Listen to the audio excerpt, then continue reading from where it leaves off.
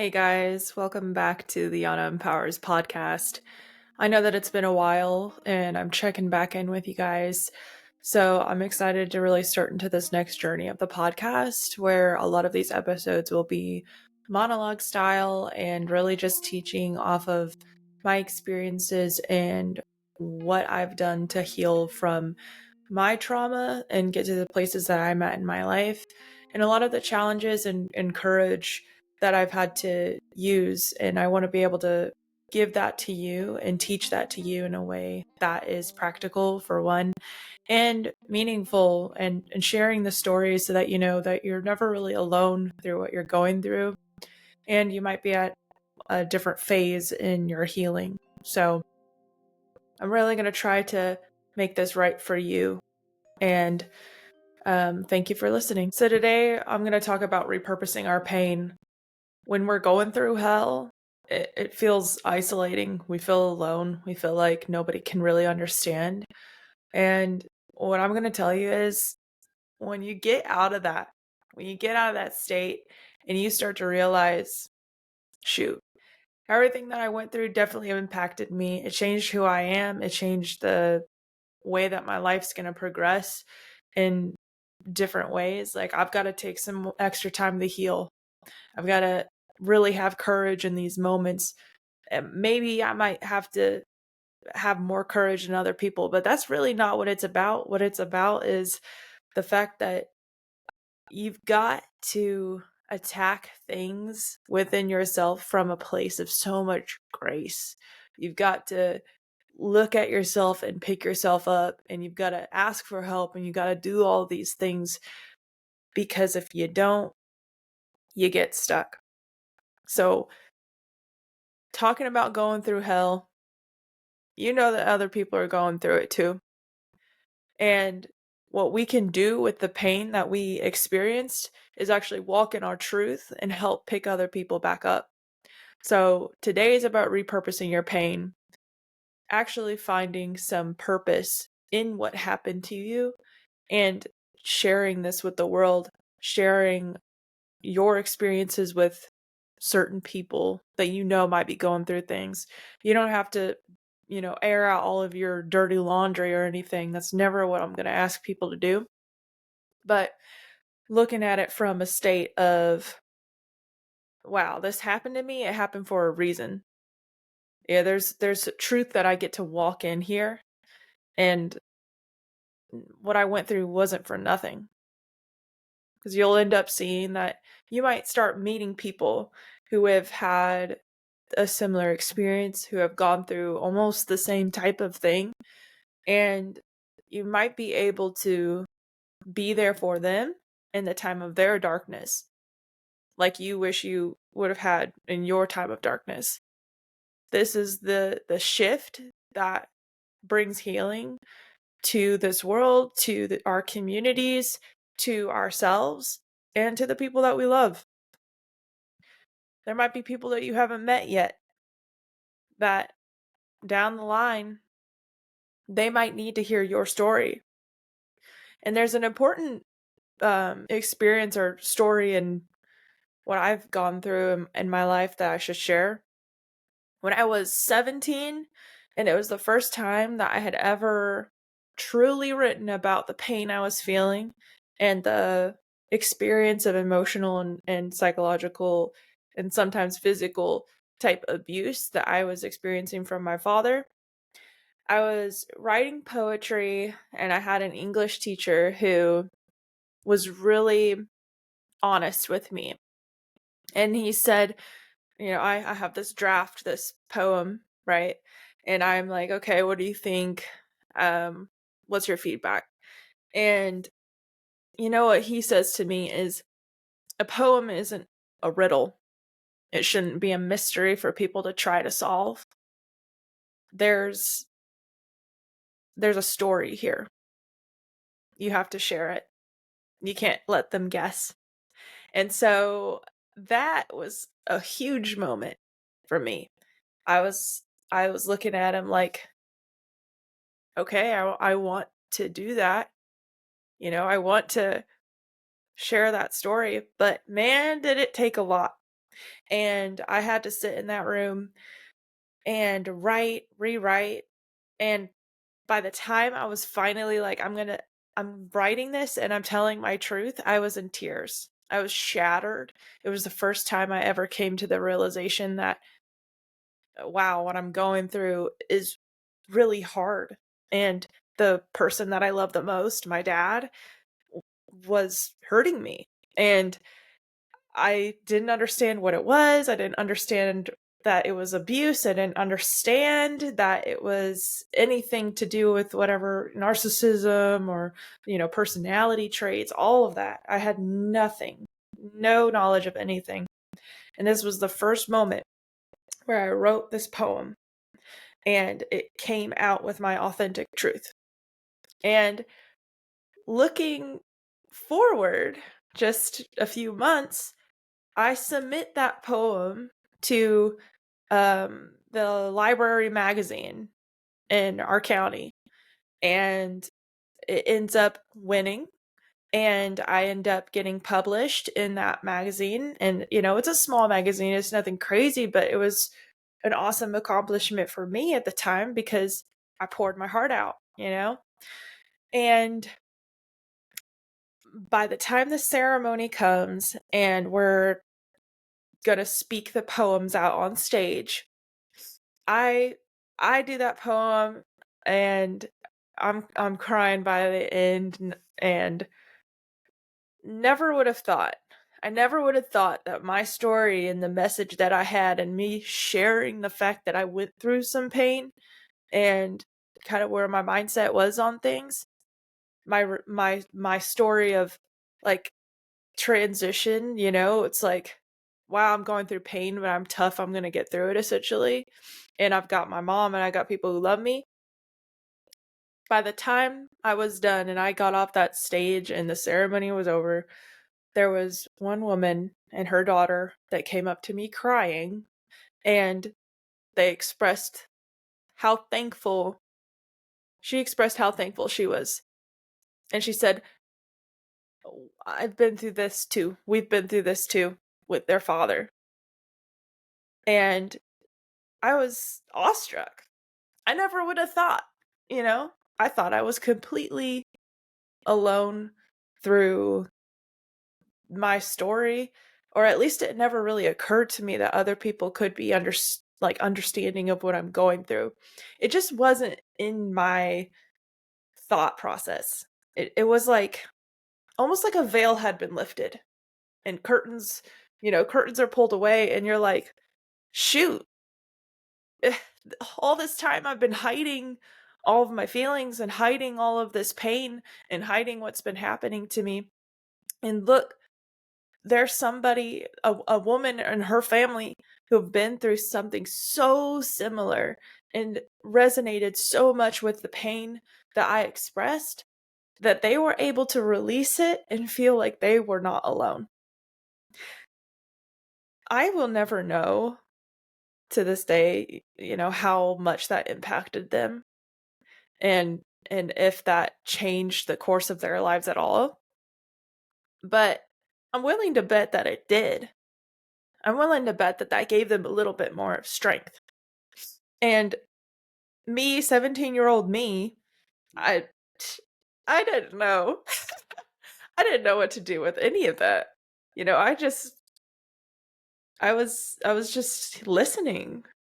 So my whole point in sharing this is that when we are true to our story and true to our experience, true to our soul and our spirit, there's a path. There is a path that we're meant to walk on. And there are people who come into our lives at certain times who needed to be there, whom we needed to share our stories with. And sometimes we have no idea that that's going to happen. And on the flip side, there's people who come into our lives and teach us things. Sometimes we are taught through pain. Everything has a purpose. Sometimes, and hopefully you have more mentors and people that you seek in your life that can help build you back up.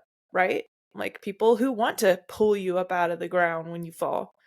Um, the most important thing is that you have people who will listen and sit with you when you're going through that healing and the grieving. But back to the point of what I'm saying is repurposing your pain brings purpose into your life, and it can be so freeing and so encouraging, and like a whole weight has been off your shoulder because you understand now that no matter what you went through, it's going to help somebody else if you are true to your experience and authentic to what's happened to you. Repurposing your pain gives meaning to the suffering that you went through. And now you get to redirect and take your healing and help others through that process.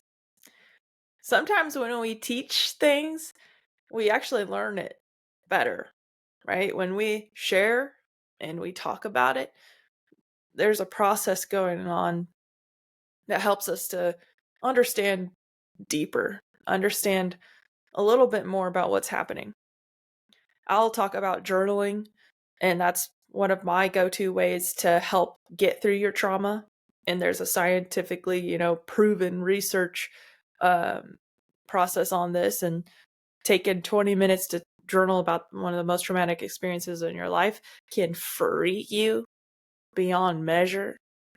But journaling is a personal process, and you're not going to really want to publish your trauma, right? Your trauma journal, but you can share your stories and you can be a light to people. So what can repurposing your pain do? One, it shifts your identity from victim to survivor to leader. So you're going through a shift here. When you're leading, you're helping others. You understand that you grew through your pain. You take back your power. And you're showing yourself and you're showing others that your story, it isn't over. It doesn't define you. It doesn't hold you. And you will get to write the next chapter. 2, it gives your story purpose. So we're meaning makers. We're human. When we go through trauma, we're naturally asking, why did this happen to me? Why me? Well, it never really is about you. It's about everybody here, right? You're just as loved and cared for while you were going through that trauma and that pain. There's just people around you that weren't able to love you at that time. I'm not talking about your abuser. I'm talking about the people around you who were scared to reach out, who are being pushed away by your parental figure, or being pushed away by your spouse, or maybe you were pushing them away because of your spouse. So, speaking a little bit from my mom's perspective and like who our abuser was, he was our greatest whenever everybody else was around, of course, and our crux when everything was hard and when we were alone and when it was late, when times got tough. So your pain turns into this question: how can I use what happened to me to help somebody else? That shift in perspective can be deeply healing because it brings light into something that once felt dark and senseless. Now you understand there's a purpose in this. I create that purpose. You create that purpose within your heart, because if you were a child going through abuse, you understand you don't want another child to go through abuse. You can't save everybody, but damn, if you shared your story and you were authentic in your conversations with people and you noticed things and you were able to build people up, why wouldn't you? Are you going to choose to continue the cycle? I mean, you can. I don't see why you'd want to, unless you have deep set insecurities that still need to be worked through. Now that's real.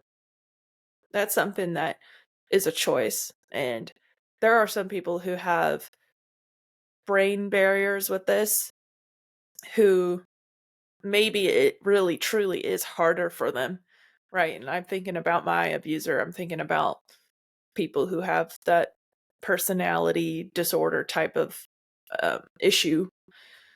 And there probably is that barrier there. And if you're really looking to understand more about brain health, then I would look into Dr. Amen, and I would look into brain SPECT imaging, and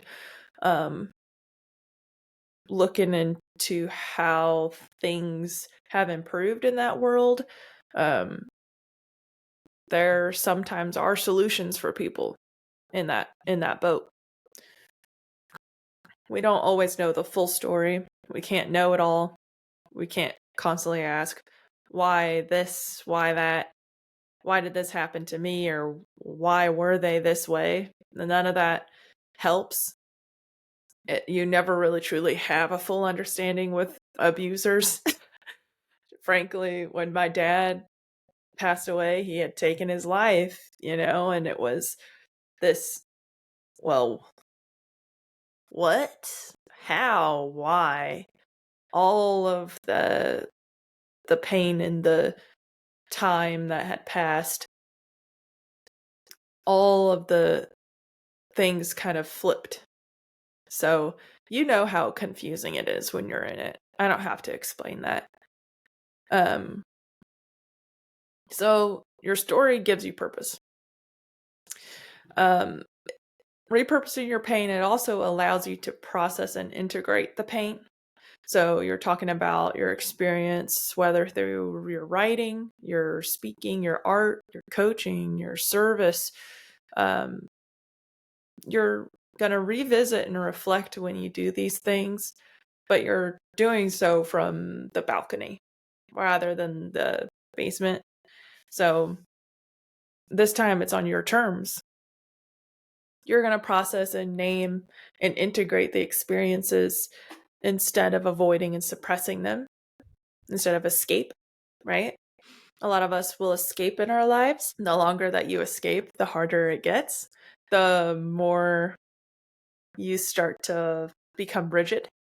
You start to have these emotional behaviors that pull you, instead of you deciding and pulling yourself into these flows of energy. And you can feel emotional without being too pointed with your partner, or snapping at something, or feeling like you're going to have an emotional breakdown from a long days of work, or not having taken the time to relax, which I understand, not taking the time to relax. So this is definitely the place where you get to really actively dive in and take your pain for what it is.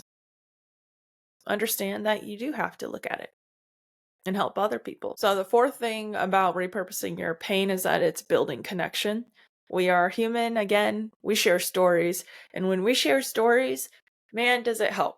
It helps us feel like we're truly not alone in this world, and that there are certain horrors that happen that we can actually get through, and it isn't the end. And there is a new chapter that can come after this, even if we're so into it that it feels like there's no escaping. You do not know the future. You do not know the future. And even when you are the most isolated and alone, like I was in my childhood, there were certain things that I still held happiness to.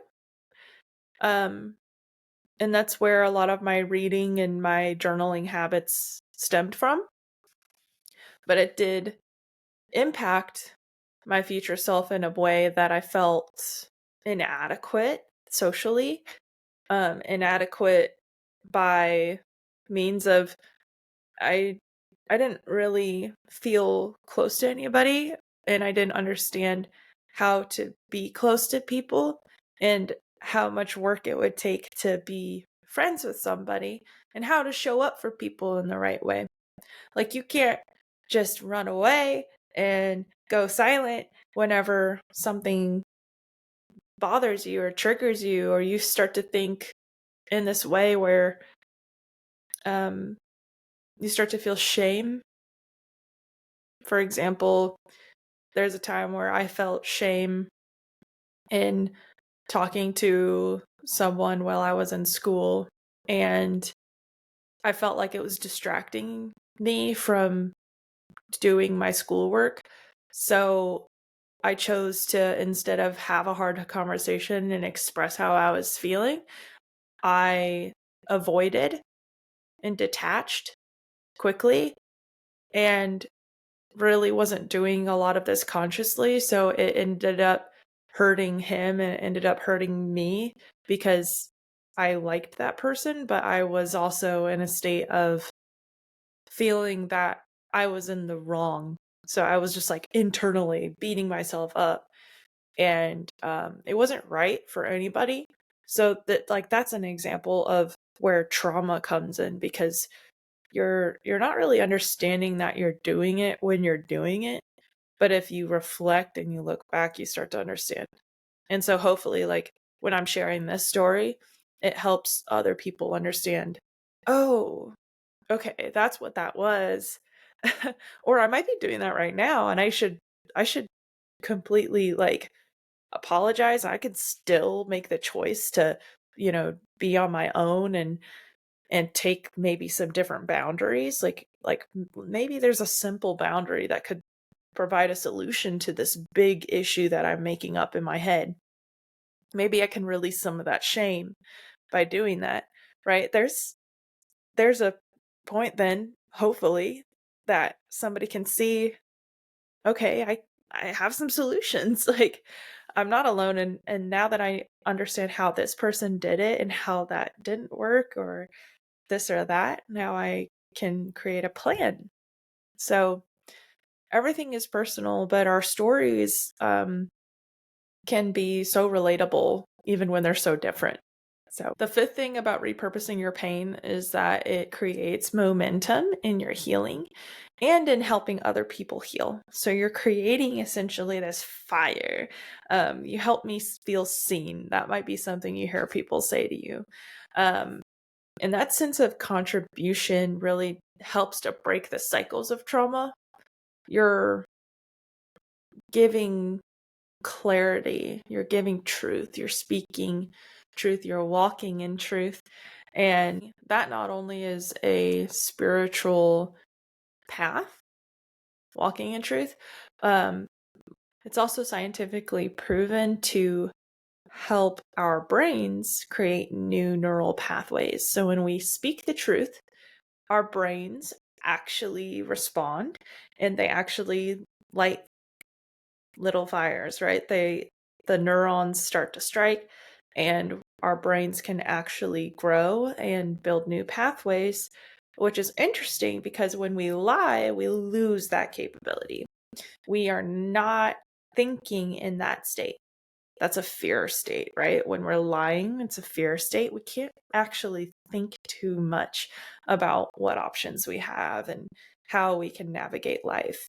This relates to worry, how to stop worrying, um, realizing that you live in this day, and this day is all that you have. And by the end of the day, if you died, like, death is death. Like, we don't have control over it, right?